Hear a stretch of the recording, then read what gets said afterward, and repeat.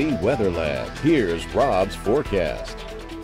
Welcome back. Well, lots of gray skies, and in some spots the atmosphere just downpouring all over the place, producing several inches of rain. In fact, some areas a half a foot of rain so far today. We were not expecting that, and more may be on the way as we head into the evening hours. We'll show you that coming up in just a bit. You have a frontal boundary draped across the northern portions of Acadiana, right along the Highway 190 corridor, where we're seeing active storms. That front gradually dropping southward as we head into the overnight hours, but until it reaches the coast, the threat of more heavy rainfall, and that front doesn't get down to the coast until tomorrow morning. So this is what we have going on the Doppler radar this afternoon. Here's a 6-hour loop, and what we did have is training cells from late morning through the afternoon hours, producing very heavy rainfall and flooding conditions, especially along and south of the I-10 corridor. But we've also had a stripe of pretty heavy rainfall across the northern parishes of Acadiana.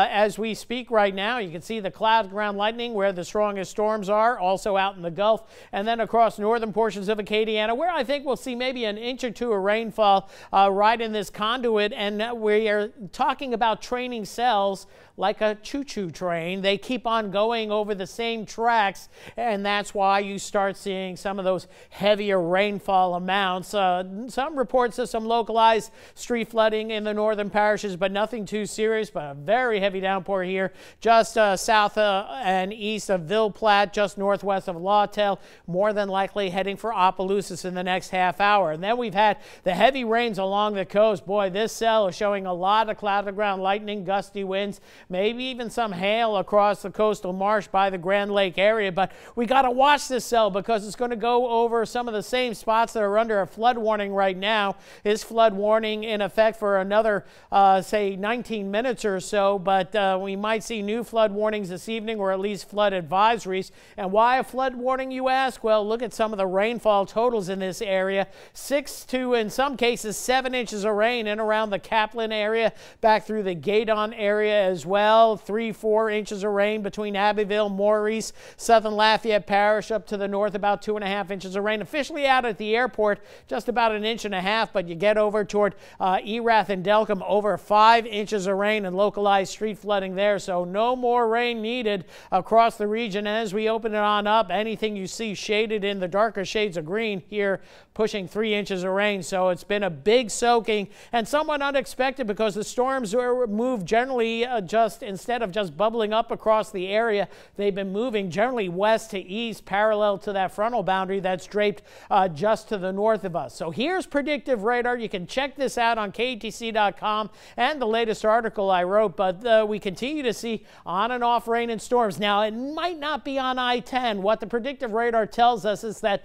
there are going to be storms. They may be down here, they may be up here, or they may be over the I-10 corridor, but the bottom line is we'll see more on and off heavy-duty rain and storms probably through about midnight tonight. Then things begin to quiet down, we hope. Notice the coastal parish is still busy at 2 a.m., so might have a late night here watching the storms for the threat of flooding, and then things quiet down certainly as we get into tomorrow morning. So rainfall totals, latest predictive radar run still going for a solid 1 to 3 inches, some spots 4 inches. And again, don't take the actual amounts. Say New Iberia, it's not going to rain 4.9 inches, but it may rain somewhere across the area 4.9 inches between now and about 2 o'clock in the morning. So that's why we'll keep an eye on things very closely. At least another 2 to 4 inches of rain possible this evening, and maybe more flooding. So tomorrow morning that front gets down to the coast. It eventually becomes stationary offshore, but we're just going to have a mostly cloudy day, maybe a few light showers at 20, perhaps 30%, but the model not showing much.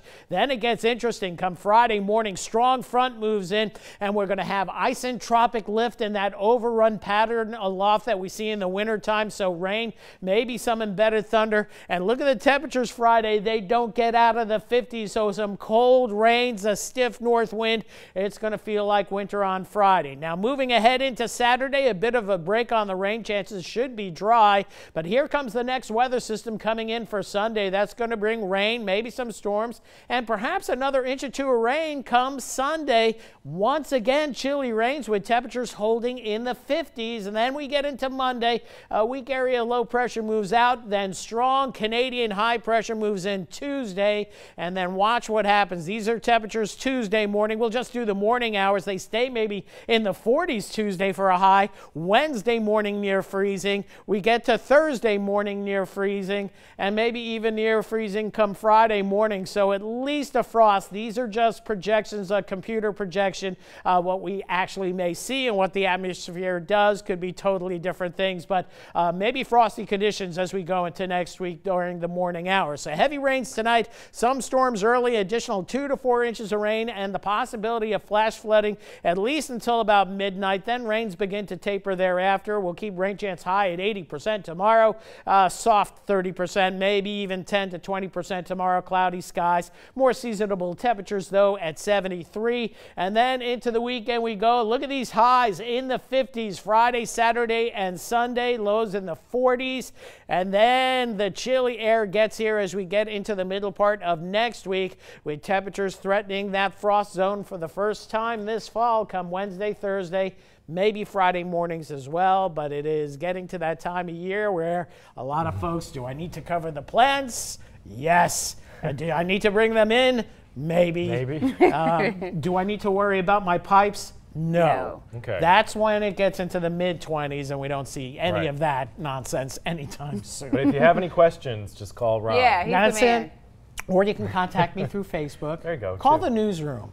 I tell them to screen the calls every now and then. We forward them right to you. Directly to him. Thanks, Rob.